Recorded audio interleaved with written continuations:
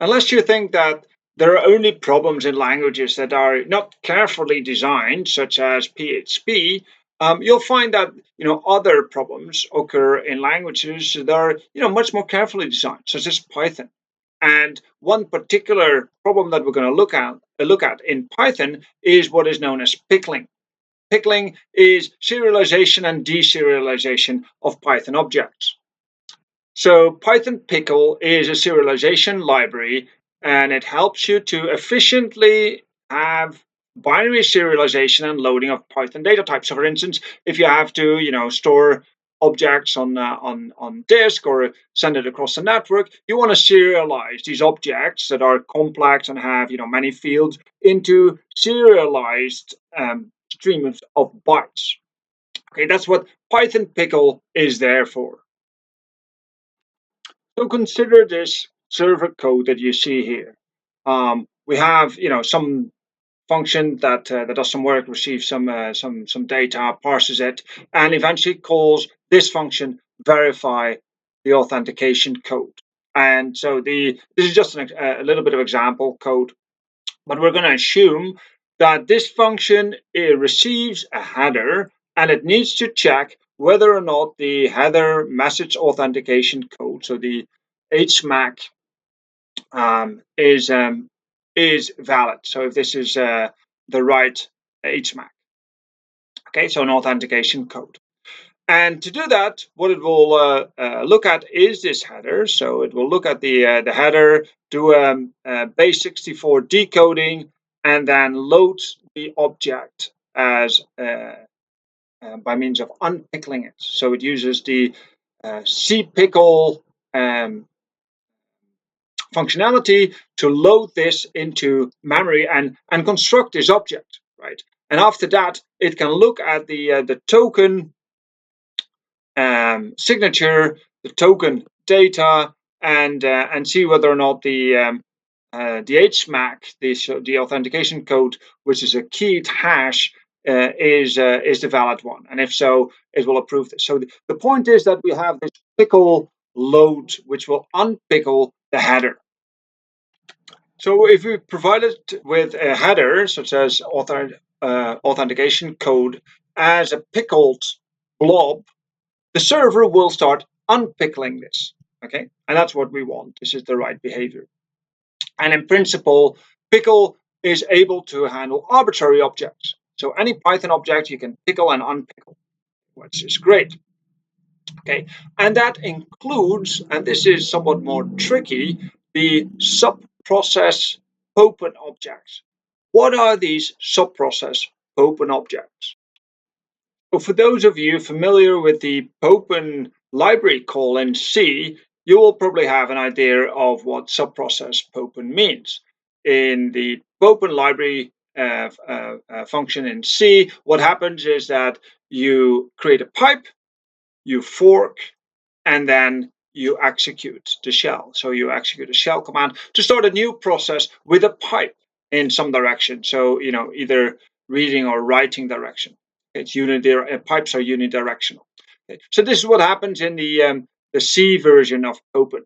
What happens in Python? Well, for Python, the meaning is roughly the same. We create a new child program, from an existing process. We create a new child program with a bunch of command line arguments that we just include, right? A sequence of program arguments. So /bin I don't know, ls, and then maybe a new argument, whatever file you want to list. So it's a sequence of program arguments or a single string.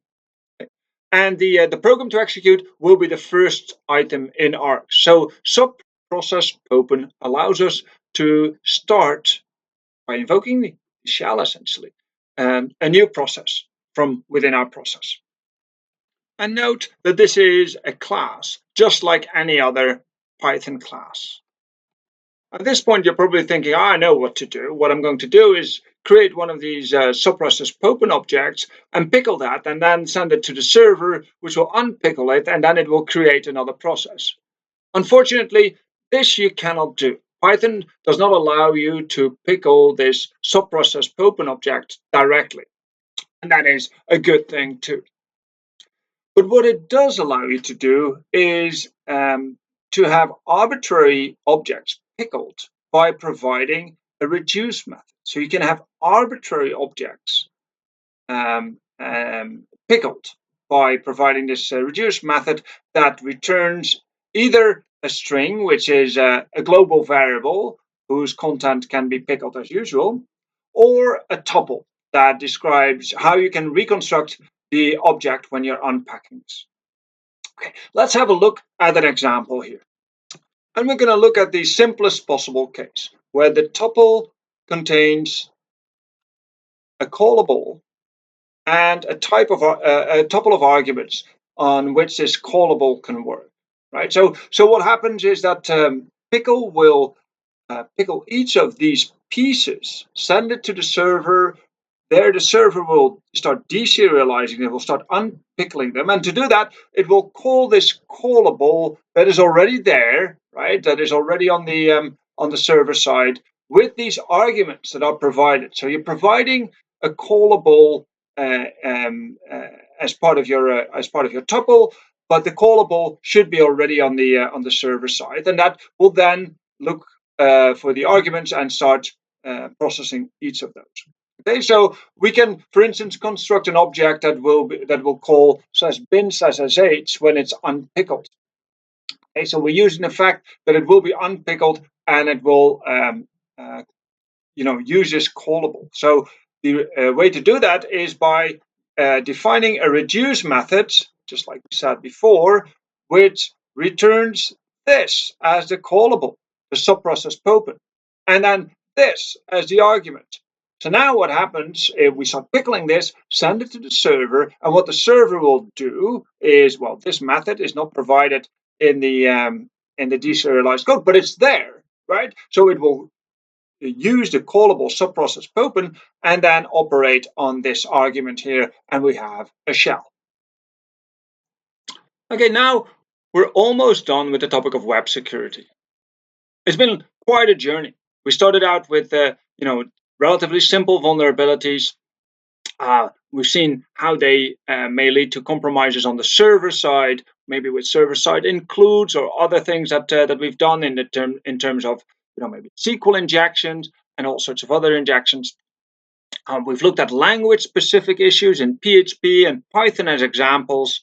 We've looked at what happens on the client side, how attackers may be able to steal cookies and bypass some of the security policies that are in principle sound, but maybe not sufficient. We've looked at a whole bunch of things and also defenses, and still the attack surface is quite enormous. We've seen the same thing in network security, by the way, where we also saw that in different classes of attacks, denial of servers, hijacking, sniffing. There are many different variants of it. In application security, in contrast, there are relatively few vulnerabilities, classes of vulnerabilities, but they're really hard to find. And they're very serious if you do find them. Now, what we're going to do in the remaining part is look at one other type of vulnerability, which may occur in any of those settings, in the network, in the applications, or on the web, and it's a vulnerability that is caused by insecure design. So the design itself is vulnerable, and I want to, summarize, take a step back, and say, why are we here? Right? Why are there so many vulnerabilities? And I think it is exactly what we discussed in the very first lecture, I think, or one of the very first videos, namely that these systems have become so incredibly complex. And in the web, we try to illustrate this very explicitly by showing how the web evolved from this relatively simple client-server interaction, which, by the way, has enough layers already to have lots of vulnerabilities, to something that is become almost intractable.